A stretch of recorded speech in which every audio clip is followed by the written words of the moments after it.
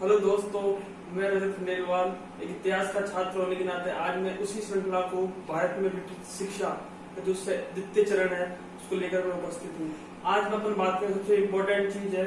अब मैं बात करूंगा कि मैकाले स्मरण पत्र। मैकाले स्मरण पत्र अपन देखते हैं कि जब 1833 के चार्टर एक्ट में शिक्षा पर 10 लाख रुपए सालाना खर्च की जाएगी, 1833 के चार्टर एक्ट में कहा गया था। अब बात आती है कि भाई इनको अब जो आंग्ल जो प्राच्य विवाद चल रहा था उस आंग्ल प्राच्य विवाद के ऊपर कि भाई इनको शिक्षा किसमें दे, भाई इनको शिक्षा कौन सी दे, फिर किस भाषा में दे और किसको पढ़ाना है। तो इस मतभेद को जो चल रहा था उसको पूरा करने के लिए उस समय गवर्नर जनरल कौन थे, विलियम बेंटिक। और उस विलियम बेंटिक ने एक मैकाले व्यक्ति था, इस आंग्ल प्राच्य विवाद को निपटारा करने के लिए मैकाले को बुलाया, क्योंकि कार्यकारी परिषद का एक विधि सदस्य था। तो ये आया और इसने आते ही एक सिद्धांत दिया। इसको बोलते हैं कि इसने 2 फरवरी 1835 को एक मैकाले के द्वारा एक सिद्धांत दिया गया, इसको बोलते हैं निश्चयदन का सिद्धांत। और ये सिद्धांत दिया गया और 7 मार्च 1835 को इसको लागू कर दिया गया। किसके समय, ये ऑकलैंड के समय सरकारी प्रस्ताव पर पारित हो गया था। फिर देखते हैं सिद्धांत क्या था दोस्तों सिद्धांत ये था कि अगर जो उच्च वर्ग है उनके उच्च वर्ग के भारतीयों को अंग्रेजी माध्यम में यूरोपियन ज्ञान विज्ञान की शिक्षा दी जाएगी तथा ये शिक्षा जब ये शिक्षा उच्च वर्ग को दी जाएगी तो रिस के टपक कर ये जन साधारण तक पहुंच जाएगी। जब ये जन साधारण तक पहुंच जाएगी तो अंग्रेजों के लिए काम ये आसानी से हो गया था। इसलिए उच्च वर्ग को शिक्षा दो और ये टपक कर रिस कर यह जो शिक्षा है अंग्रेजी शिक्षा जन साधारण तक पहुंच जाएगी। इस सिद्धांत को 2-3 नाम दिए गए। टपकन सिद्धांत इसी को बोला गया, अधोमुखी का निस्यंदन सिद्धांत इसी को बोला गया, विप्रेशन सिद्धांत इसी को बोला गया और रिसाव सिद्धांत वो भी इसी को ही बोला गया। तो ये तो विलियम बेंटिक ने ही मैकाले को यहाँ पर बुलाया क्योंकि वो कार्यकारी परिषद का विधि सदस्य था।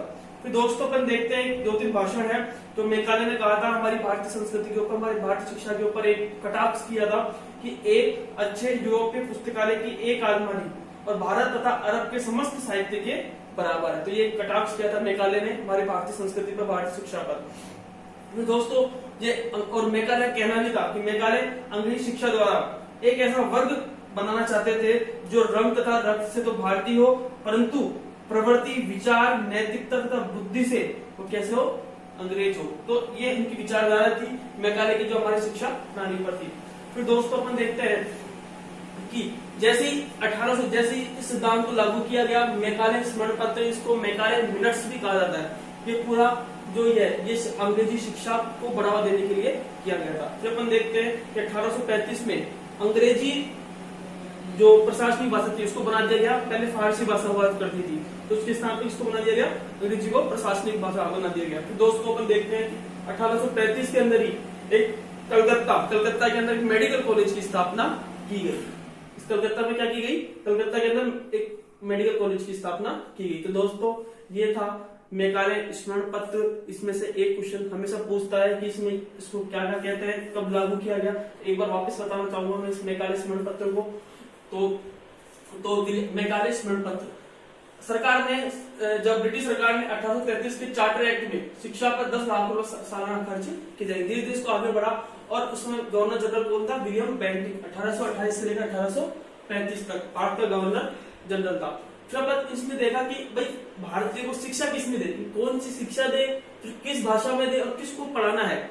इसलिए मैकाले को बुलाया और इस आंग्ल प्राच्य विवाद को निपटारा करने के लिए मैकाले को बुलाया और वो क्या था, कार्यकारी परिषद का एक विधि सदस्य था।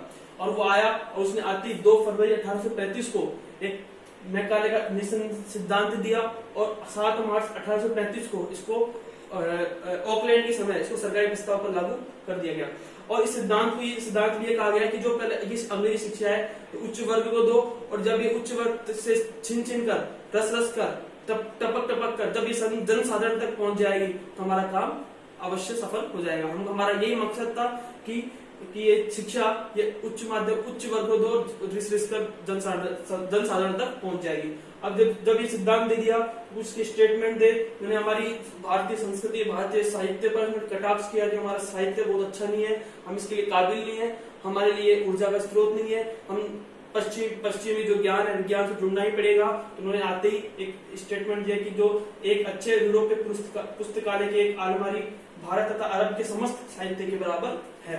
फिर उन्होंने कहा कि मेघालय अंग्रेजी शिक्षा द्वारा एक ऐसा वर्ग बनाना चाहते थे जो रंग तथा रक्त से तो भारतीय हो, परंतु प्रवृत्ति, विचार, नैतिकता तथा बुद्धि से अंग्रेज हो। फिर दोस्तों 1835 के अंदर ही अंग्रेजी को प्रशासनिक भाषा मान लिया गया। पहले फारसी भाषा हुआ करती थी, प्रशासनिक भाषा क्या हुआ करती थी? फारसी। अब इसको अंग्रेजी को प्रशासनिक भाषा मान लिया गया और 1835 के अंदर ही कलकत्ता के अंदर मेडिकल कॉलेज की स्थापना की गई। दोस्तों ये था मैकाले स्मरण पत्र या मैकाले नट, जो एग्जाम के पर्पज से बहुत इंपॉर्टेंट है। ओके।